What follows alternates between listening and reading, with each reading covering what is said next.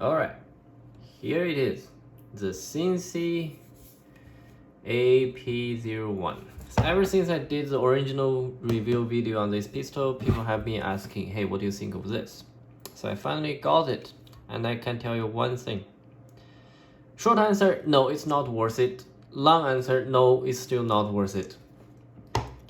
So let's go over the actually with this upper, apart from its metal, and you do get, I like the compensator, I give them that. I like the way it's mounted, so you have this nut that is basically separated, and by screwing this, you basically have a directional control over the part, and you have a metal thread. I like that. You know what? Give him that. What else? Well, you got the Piccadinis, but you can have the Piccadini for the original ones, yes. And this is kind of necessary. I would rather they have a MR red dot on it, holes on it. Okay, now everything else I have to say about this upper is negative. Because first one, this one here, okay, you get a little bit of flex, but unless, like me, you put in the rifle kit or try to do something with it, this is solid, this is perfectly fine with it.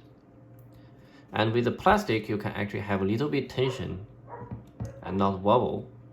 Plus, one thing I did miss on the original one, only later on I found out is, you see that white wheel right there? You can actually lock back the slide and adjust it from here without removing the slide, which you cannot do with this. And that's like one of the nicer things on this pistol is, unlike Glocks, you don't need to remove the slide to adjust the whole pop. Second, hear this sound. That is the metal bolt carrier grinding on the metal upper receiver. Unless on this one, you have like a soft nylon and it's smooth and alright. So this one here is, I'm expecting this one requiring active lubing on it, because on this one I was running very light of lube, and that's it, because nylon, it absorbs water and oil. So that's why it's sometimes called self-lubricating. As you lube it once and it just kind of stuck in there. And on this one, no, you don't. You have to lube it, and I expect it to be worn out pretty quick. I have just gotten this today, and yeah, it's already scratched on the inside. Okay, move on.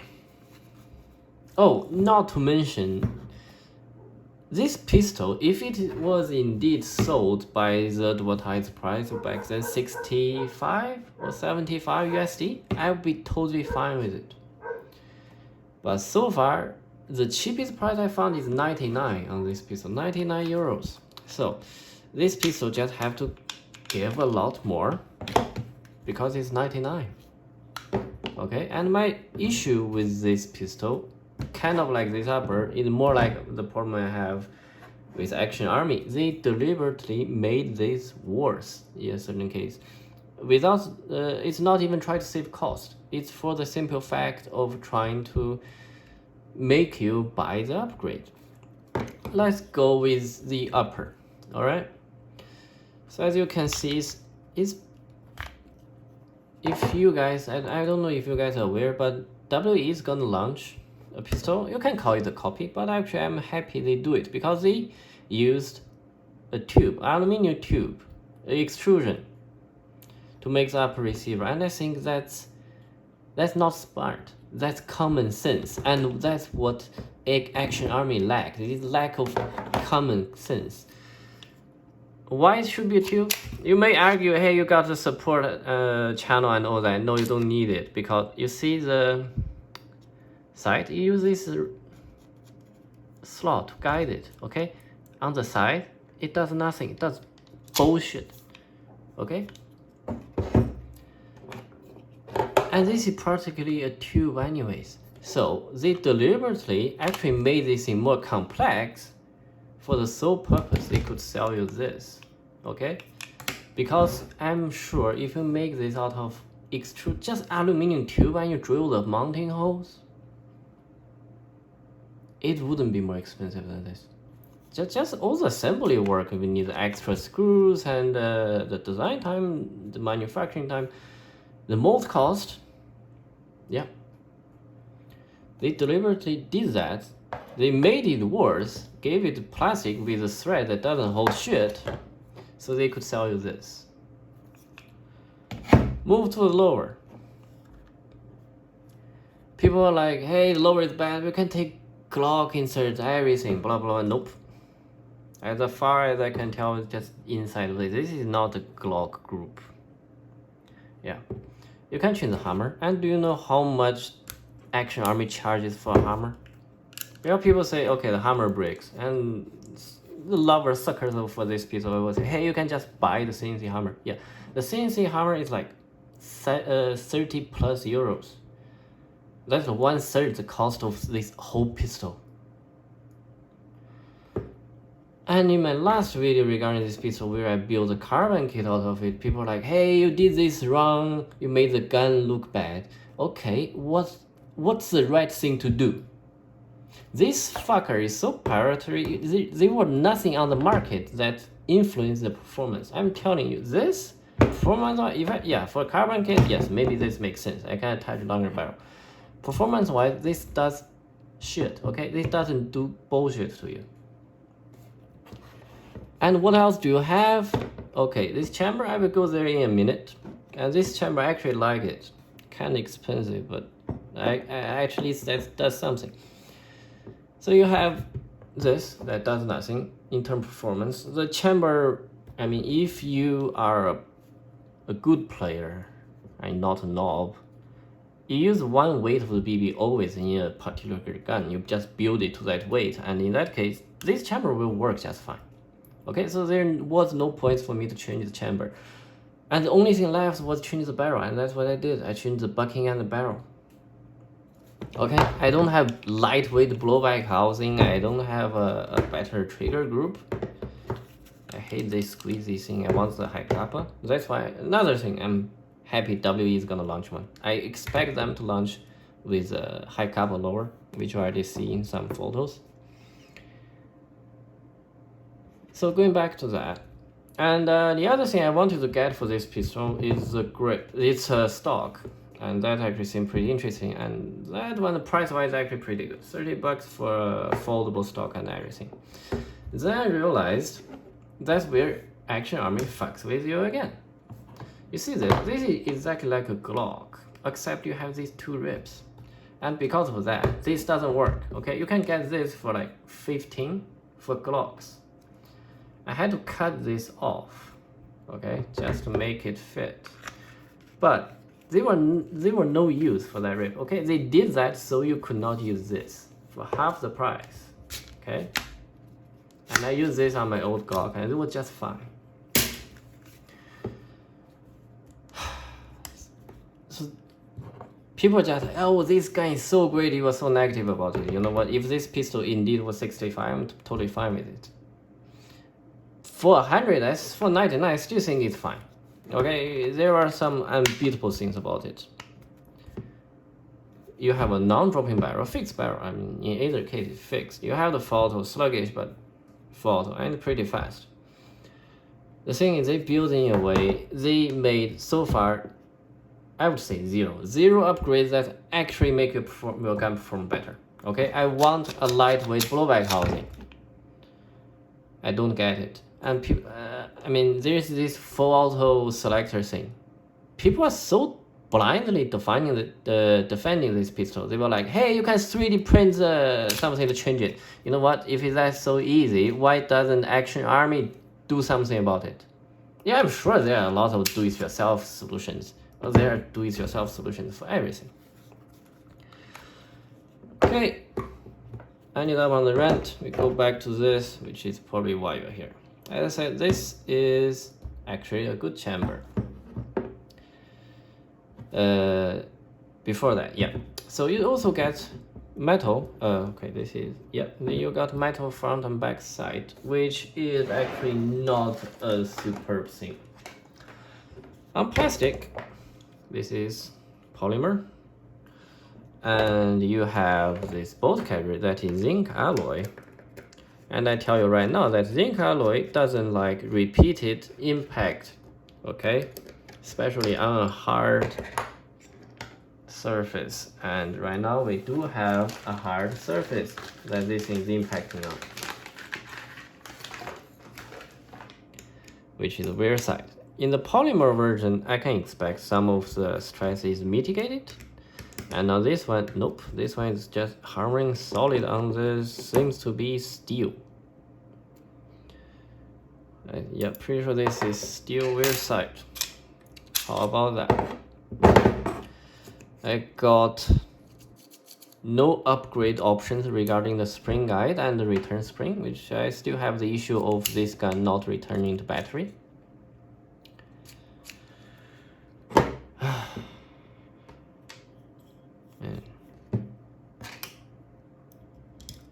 And again, tolerance issues. That is something I knew Action Army has. I have several of their VSR 10 chambers. I knew they're always loose, both on the inner barrel and on the outer barrel.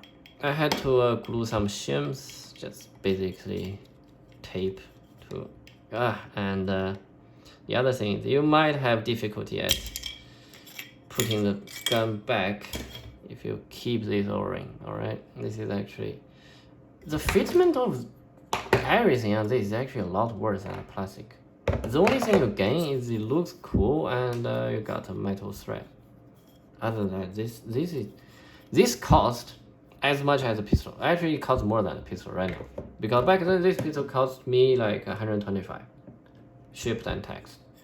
This cost like 117, 110, depending where you are, around that. So this is 99 right now, and this is like 100 plus. So that's like people always say, hey, this is a pistol like totally fine for the price, and it's a perfect pistol, like this is a peak performance once you upgrade it. I mean, okay, if you put everything together, you're looking at a $300 Euro pistol. All right, this is like 40, and if you any of the CNC accessories that I didn't bother to get because I think it's a waste of money.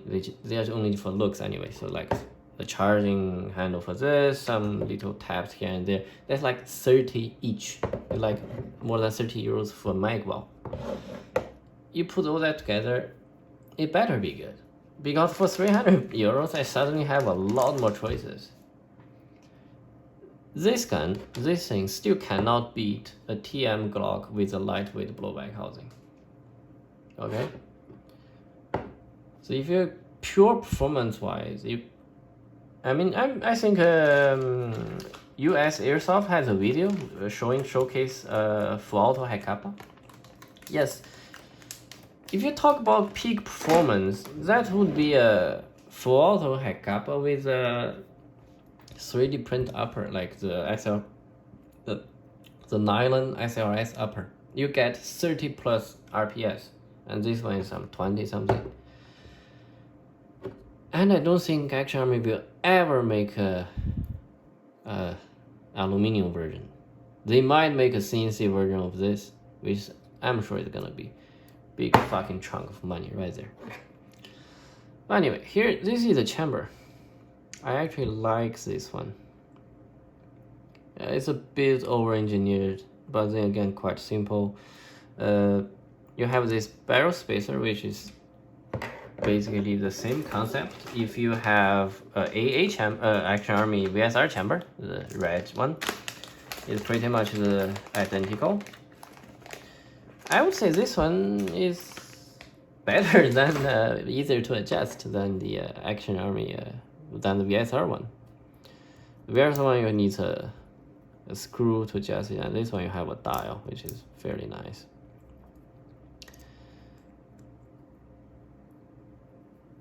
So you have these two screws that you have to remove.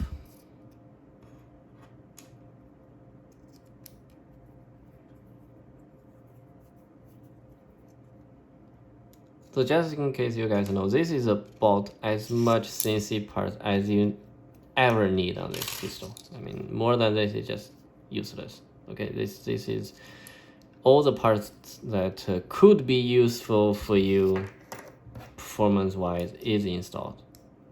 That's the receiver and the hole pop chamber. Nothing else that they sell is actually useful. It's just for the looks. So, as I said with fairly a lot of confidence in my first video. Okay, so this is the arm. And you see they gave you this window, but they still give you this roller. They just couldn't be bothered to, they could even just machine this into a concave shape, but no. They couldn't be bothered. They still gave you a roller. A roller style hole pop in 2021. So look at that. You have a detent here for this style, which I think is neat. Very well solved. This chamber actually, for the price of it, not the worst thing in airsoft. The upper though, among the worst. But then again, that's without counting Lilacs and other and PDI stuff. That's even crazier. But then that's just you paying for Japanese stuff.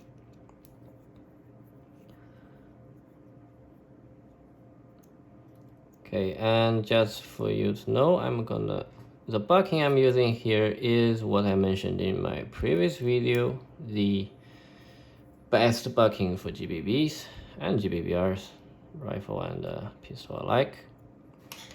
It's the Modify X range.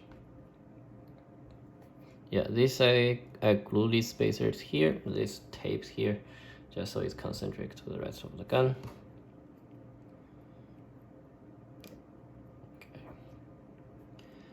You turn the dial to adjust the hole pop. I guess it's the adjusting range is certainly lacking. I can't really turn that much.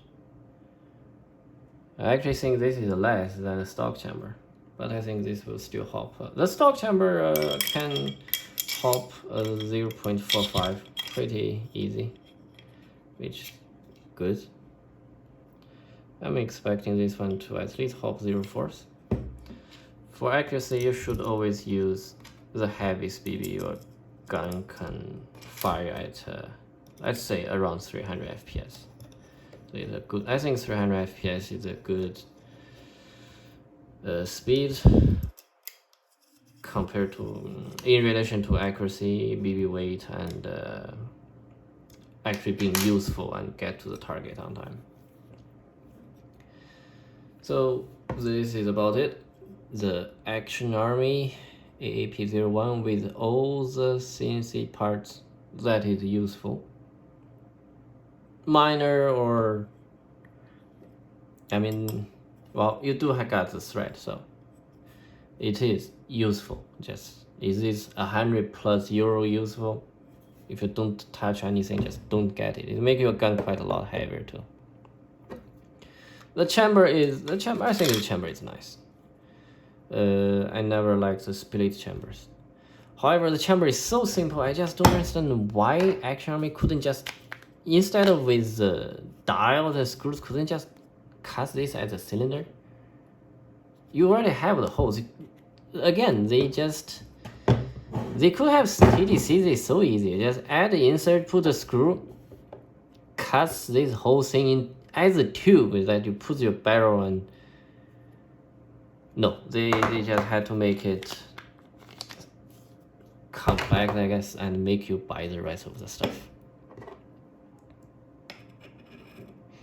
But that is actually an issue with 100% of the airsoft companies. Just some of them do it less and some of them do it more. Most airsoft companies do it to save cost because most of them themselves don't make the upgrade. But in case of AA, I knew it. The moment I saw this pistol, I was like, what AA did here is they built a magnificent cow, and it got all of you sucking at tits, and it's gonna milk you for life. and this is what this is actually what it is. Okay, this is not the salvation. This is certainly not the peak performance. If you think this is peak performance, you just never held a good head kappa or any tuned pistol. Okay. All right. Little bit extra of bonus for this. People ask about the new 2021 maple leaf bucking. They say silicone. Maybe, but this is not the kind of silicone I was expecting. It feels grippier than the old rubber. It is grippier, but it is worth the. I mean, it's not more expensive, so it's bad. It's not bad. You can use it for GBB. Just still get the Modify Extra, and it's still a lot grippier. Just get that one. Fuck this. But if you can't find that one, this one will. I mean, nothing wrong with it. But I don't think this would actually do anything. And Maple Leaf is one of another company that says a lot of bullshit. I never saw a difference between the difference in patches, and I swear to you, themselves they could not explain to you why one of these is better than the others. They just progressively changed to the MR anyways, because MR just looks like R-Hop. All the color and degrees, come on, just give me proper silicone.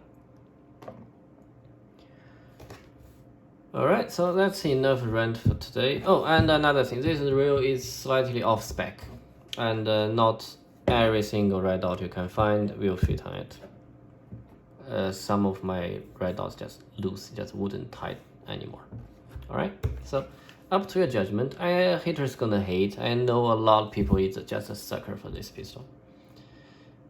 And to be honest, I'm actually a big Ruger fan. I actually own the real thing here in Europe, and it was super hard. It cost me more than 1,000 euros to get a Ruger Mark III competition. All right, I can't show you here because that's real firearm, and I don't want to drag that into it. And I'm definitely a fan for the looks. Okay, it's just how Action Army executes this pistol. It pissed me off. It pissed me off so much. They just deliberately made something promising into something so proprietary that you can't do anything about it, and they won't do anything about it either.